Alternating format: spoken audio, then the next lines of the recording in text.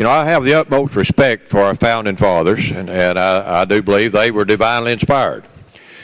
If you read the Federalist Papers, and then if you will go on and read the Anti-Federalist Papers, which most people don't even realize there were Anti-Federalist Papers, you read them both.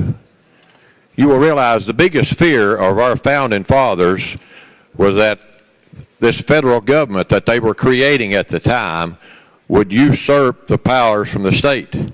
So they created an intricate system of checks and balances to try to control this. You know, the different branches of government. In school, they teach us about the three branches of government. We all know about the three branches of government. The ultimate check in this system of checks and balances was the Second Amendment that balanced an armed citizenry against an armed government. That's the check that's worked so well we don't even think about it, and our teachers don't even teach us about that one. That's what the Second Amendment is about. That's in this intricate system of checks and balances.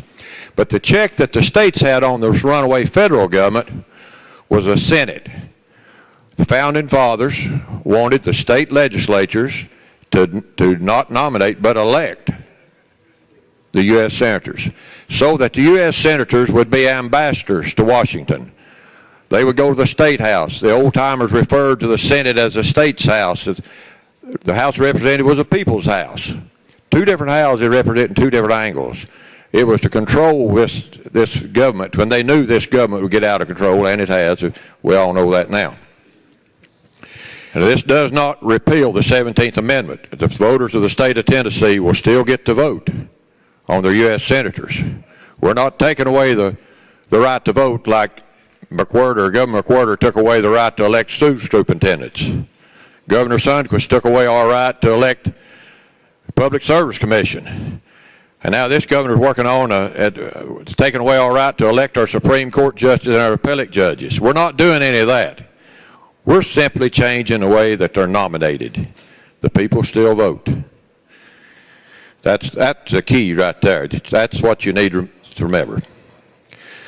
The next thing you need to remember is Washington is out of control. It's not going to fix itself. It's going to have some help from us. This is not about our two U.S. senators. No disrespect for our U.S. senators, although this bill has done something that's never done before. I think these U.S. senators have called and talked to more House and Senate members in the last week than they have in the last 20 years. But this is not about our two U.S. senators.